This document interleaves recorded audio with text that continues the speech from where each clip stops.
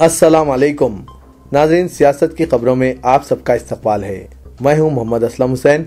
सबसे पहले नजर डालते हैं आज की कुछ अहम सुर्खियों पर। हिंदू रक्षा दल के कारकुनों का आम आदमी पार्टी हेडक्वार्टर पर हमला। मुल्क बेहतरी की सिमत गामजन, वजीर आजम मनमोहन सिंह का खिताब। मुजफ्फरनगर में फसादात मुतासरीन को सियासत की इमदाद। मौलाना अबुल कलाम आजाद की जिंदगी पर फिल्म बनाना आमिर खान का ख्वाब। चलिए नाज़रीन, बढ़ते हैं खबरों की तफसील की तरफ। आम आदमी पार्टी के एक सीनियर लीडर की जानिब से कश्मीर के बारे में दिए गए मुतनाज़ा बयान से नाराज इंतहा पसंद हिंदू रक्षा दल के कारकुनों ने दिल्ली से करीब कौशाम्बी में वाक़े आम आदमी पार्टी के दफ्तर पर हमला करते हुए तोड़फोड़ मचाई। बीजेपी और आरएसएस ने इस हमले की मजम्मत की है, जबकि चीफ मिनिस्टर अरविंद केजरीवाल ने कहा कि तशद्दुद किसी मसले का हल नहीं है। लाठियों और डंडों से लेस हाथों में पोस्टर और बैनर लिए तकरीबन 60 तक 65 अफराद चारशुबे के रोज सुबह 11 बजे चीफ मिनिस्टर दिल्ली अरविंद केजरीवाल की रिहाइशगाह के करीब ही वाक़े आम आदमी पार्टी के दफ्तर में घुस गए और बुरी तरह तोड़ फोड़ मचाई। उन्होंने वहां मौजूद आम आदमी पार्टी के कारकुनों को भी मारा पीटा और एक खातून के साथ बदसलूकी की। उन्होंने खिड़कियों के शीशे और दरवाजे तोड़ डाले। हिंदू रक्षा दल के ये हमलावर केजरीवाल और प्रशांत भूषण के खिलाफ नारे लगा रहे थे। गाजियाबाद पुलिस ने इस सिलसिले में एक मुकदमा दर्ज किया है और एक शख्स को गिरफ्तार किया है। पुलिस जराये ने बताया कि हमलावर हिंदू रक्षा दल के कारकुन थे और इस वारदात के बाद दफ्तर के बाहर और दिल्ली सेक्रेटरीट के आसपास सिक्योरिटी सख्त कर दी गई है। आम आदमी पार्टी के दफ्तर पर तोड़फोड़ की मजम्मत करते हुए अरविंद केजरीवाल ने कहा कि तशद्दुद किसी मसले का हल नहीं है और अगर इस तरह की वारदात अंजाम देने वाले लोग इसे हल समझते हैं तो वो वक्त और जगह बता दें, मैं वहां पहुंच जाऊंगा और वो अपनी ख्वाहिश पूरी कर लें। उन्होंने कहा कि प्रशांत भूषण के कश्मीर पर ख्यालात को तोड़ मरोड़ कर पेश किया गया। हमने कभी नहीं कहा कि हम कश्मीर पर रेफरेंडम चाहते हैं। कश्मीर पर अपना मौक़िफ़ वाज़े करते हुए केजरीवाल ने कहा कि कश्मीर हिंदुस्तान का अटूट हिस्सा है और कोई भी इसे मुल्क से अलग नहीं कर सकता।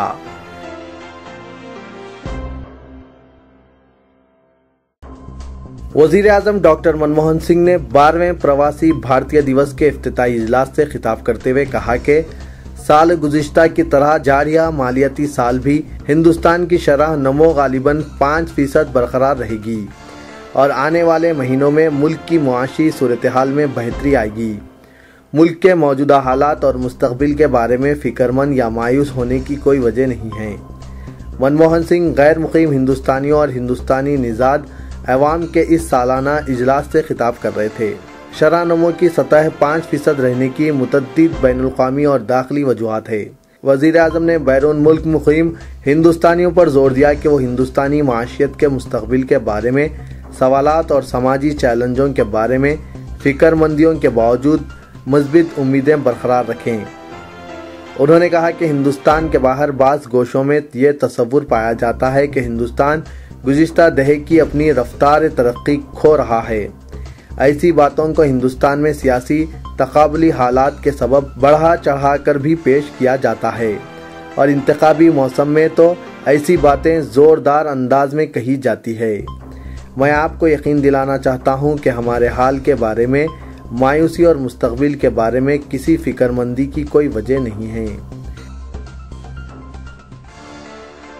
प्रियंका गांधी अपने मुस्तकबिल के रोल का फैसला खुद करेंगी, कांग्रेस ने यह बात कही और ऐसे तासुरात की अहमियत घटाने की कोशिश की कि वो लोकसभा इंतखाबात से कबल पार्टी में कोई बड़ा रोल अदा करने की तैयारी कर चुकी हैं। एक पार्टी तर्जुमान ने कहा कि मेरे ख्याल से इस मसले पर कई मरतबा जवाब दिया जा चुका है। राहुल गांधी की क़यामगाह पर सीनियर कायदीन की मीटिंग चल रही थी। मीटिंग के इख्तितामी मराहल में एक बहन जो अक्सर अपने भाई से इसकी क़यामगाह पर मुलाकात के लिए आती है, वो भी खैर सगाली के तौर पर पार्टी कायदीन से मिलती है। इसका और कुछ मतलब नहीं निकाला जाना चाहिए। अगर वो अपने भाई की क़यामगाह को आती है और वहाँ इस वक्त कोई मीटिंग चल रही थी और वो इन कायदीन से बस खैर सगाली तौर पर मुलाकात करती है तो ये कोई तनाज़े का मामला नहीं हो सकता।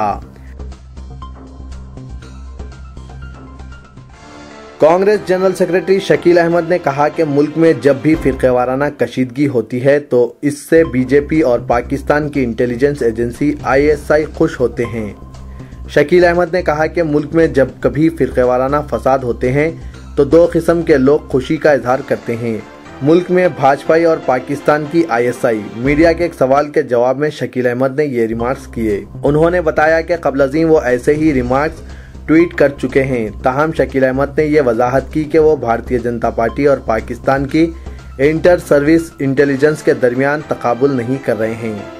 शकील अहमद ने कहा कि हिंदुस्तान की बुनियाद सेकुलरिज्म है, जहां तमाम तबकात के लोग आबाद हैं और हम आहंगी के साथ तरक्की कर रहे हैं। दूसरी तरफ पाकिस्तान मजहबी मुमलिकत के तौर पर कायम किया गया है और 1971 में इसकी तकसीम भी हुई है। शकील अहमद ने बताया कि हिंदुस्तान में पेश आए तशद्दुद के कई वाक़यात में ISI के रोल की जांच की जा रही है, जिसको बाज़ मुस्लिम ममालिक से फंड्स हासिल होते हैं। दूसरी तरफ शकील अहमद के मुतनाज़ा रिमार्क पर बीजेपी ने शदीद रद्दअमल का इजहार किया।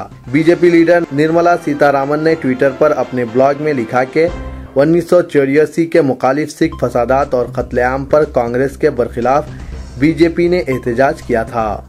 सीतारामन ने कांग्रेस लीडर से सवाल किया कि आया इस पर दोबारा गौर किया जाएगा। कश्मीर वादी में पंडितों के खिलाफ तशद्दुद पर भी बीजेपी ने ही एहतजाज किया था। अब जबकि हुकूमत यूपी ने मुजफ्फरनगर के फसाद मुतासरीन के तमाम रिलीफ कैंप्स बर्खास्त कर दिए हैं, जिसकी मुल्कगीर पैमाने पर मजम्मत की गई, क्योंकि ऐसा करना वाक़अतन हुकूमत यूपी के लिए एक शर्मनाक बात है। दूसरी तरफ ऐसी तंजीमें और अफराद जो रिलीफ कैंप्स पहुंचकर बेनफ्स नफीस इमदाद तकसीम करने के ख्वाहां थे, इन्हें भी मुतासरीन को ढूंढना मुश्किल हो रहा है। रोजनामा सियासत की एक टीम इस वक्त जोगिया खेड़ा में है, जहां वहां के प्रधान इकबाल खां और जुल्फी खां के हाथों 7 जनवरी को सियासत एजुकेशन सेंटर का इफ्तिताह अमल में आया, जिसके लिए 200 लड़के लड़कियों ने रजिस्ट्रेशन करवाए और क्लासेस का आगाज 8 जनवरी से हुआ है। इस सेंटर में दाखिला लेने वालों को मुफ्त कॉपी, पेंसिल और दीगर स्टेशनरी तकसीम की गई। मौजा सोगना में 160 खानदानों में गर्म कपड़ों की तकसीम अमल में आई, जबकि टेराकली नामी एक और मौजा में भी मुतासरा अफराद को गर्म कपड़े तकसीम किए गए। हुसैनपुर नामी मौजुआत में भी 300 ब्लैंकेट्स तकसीम किए गए। सियासत टीम से राब्ता करने पर पता चला कि फिलहाल दीगर इलाकों का सर्वे भी जारी है और इसके बाद मजीद गर्म कपड़े और दीगर अशिया की भी तकसीम अमल में आएगी। अलावा इन मुकामात पर कंप्यूटर सेंटर भी 2-3 रोज में काम करना शुरू कर देगा, जिसके लिए 100 तलबा व तालिबात ने अपने नाम रजिस्टर करवाए हैं। बीजेपी के कौमी सदर राजनाथ सिंह आज हैदराबाद में RSS के आला कायदीन से तवल्ला ख्याल करेंगे। वो चारशंबे की शाम शहर के 2 रोजा दौरे पर पहुंचे हैं। शहर में शब बसरी और दिल्ली वापसी से कबल राजनाथ सिंह RSS के आला कायदीन से मुलाकात करके मुख्तलिफ उमूर पर तबादला ख्याल करेंगे। वाज़ेह हो कि RSS की कुल हिंद आमिला का सहरोजा इजलास आज से शुरू हुआ है। साबिक बीजेपी सदर नितिन गडकरी भी इसमें हिस्सा ले रहे हैं। RSS के सरबराह मोहन भागवत, जनरल सेक्रेटरी सुरेश जोशी और दीगर ओहदेदार सहरोजा इजलास में शिरकत कर रहे हैं, जिसके दौरान तंजीमी उमूर और दीगर मसाइल का जायजा लिया जाएगा। बीजेपी ज़राए ने बताया कि इजलास मामूल के मुताबिक हैं, जिसमें मुख्तलिफ तंजीमों बशमुल बीजेपी, ABVP, VHP और BMS के नुमाइंदे शिरकत करेंगे। वो इजलास में अपनी कारकर्दगी की तफसीलात पेश करेंगे, जिसमें बताया जाएगा कि उन्होंने गुज़िश्ता चंद महीनों के दौरान क्या क्या सरगर्मियाँ अंजाम दी। राजनाथ सिंह शहर में अपने क़याम के दौरान आला सियासी कायदीन से भी मुलाकात करके मौजूदा सियासी सूरत हाल पर तबादला ख्याल करेंगे।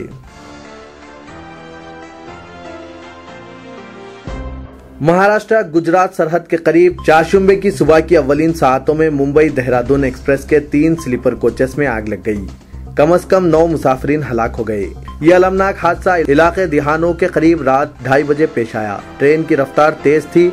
समझा जाता है कि आग S2 और S3 कोचेस के दरमियानी हिस्से में भड़क उठी थी और देखते ही देखते वो S4 डब्बे तक फैल गई। मुसाफिरीन जो सो रहे थे अचानक इस आग की लपेट में आ गए। वेस्टर्न रेलवे के तर्जुमान ने ये बात बताई।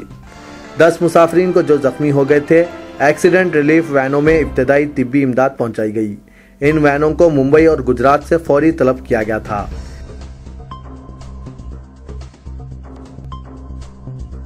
रियासत के 20 से ज़ायद ऑटो यूनियंस ने गैस और पेट्रोल की रोज़ बरोज़ बढ़ती हुई कीमतों में इजाफे के खिलाफ सख्त एहतजाज किया और हुकूमत में बढ़ती हुई कीमतों पर काबू पाने में नाकामी का इल्ज़ाम आयद किया और कीमतों के इजाफे के खिलाफ 17 जनवरी से गैर मुअय्यना मुद्दत के ऑटो बंद का ऐलान किया।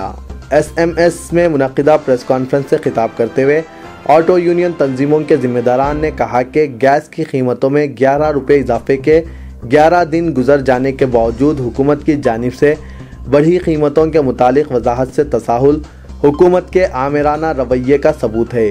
प्रेस कॉन्फ्रेंस में मौजूद ऑटो यूनियन कायदीन ने किरायों में इजाफे के फैसले से गुरेज, वाजबी किरायों में इजाफे में ताख़ीर के अलावा ई चालान की बर्खास्तगी, ड्राइविंग लाइसेंस के 8वें जमात के लुज़ूम की मनसूखी और ऑटो ड्राइवर्स के लिए वेलफेयर बोर्ड का क़याम का भी हुकूमत से मुतालबा किया। ऑटो ड्राइवर्स यूनियन के कायदीन ने कहा कि ऑटो के वाजबी किरायों में इजाफा और पेट्रोल गैस की कीमतों में दस्तबरदारी में तसाहुल के खिलाफ वज़ीर आला और ट्रांसपोर्ट मिनिस्टर का घेराव भी किया जाएगा।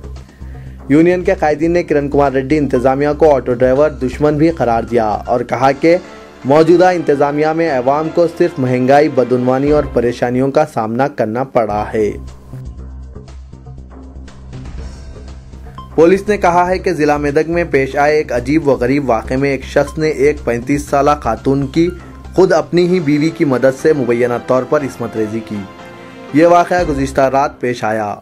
मेदक के पठानचरू मंडल के तहत चिन्ना केंद्रला गांव में वाक़ मुतासरा खातून के घर में M नरसिम्हलू ने मुबैना तौर पर अपनी बीवी सुशीला की मदद से इसकी इस्मत रेजी की। मुतासरा खातून इस जोड़े को गुज़िश्ता 6 साल से 30,000 रुपये का कर्ज बाकी थी। इस ज़िमन में अगरचे एक मुकदमा दर्ज किया गया है, ताहम कोई गिरफ्तारी अमल में नहीं आई है और मुतासरा ख्वातीन को तिब्बी मुआयने के लिए रवाना किया गया है।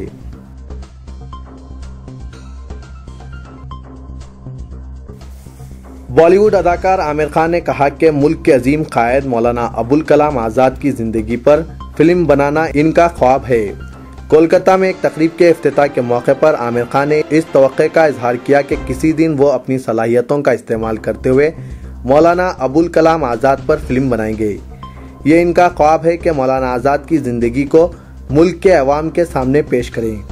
Maulana Abul Kalam Azad institute of Asian studies के सदर नशीन सीताराम शर्मा ने मुजाहिद आज़ादी और मुल्क के अजीम कायद पर मुजव्विज़ा फिल्म की तैयारी में आमिर खान को इदारे की जानिब से भरपूर ताउन का तयक़ुन दिया है। तो ये था आज का खबरनामा। दीजिए इजाज़त। अल्लाह हाफ़िज़।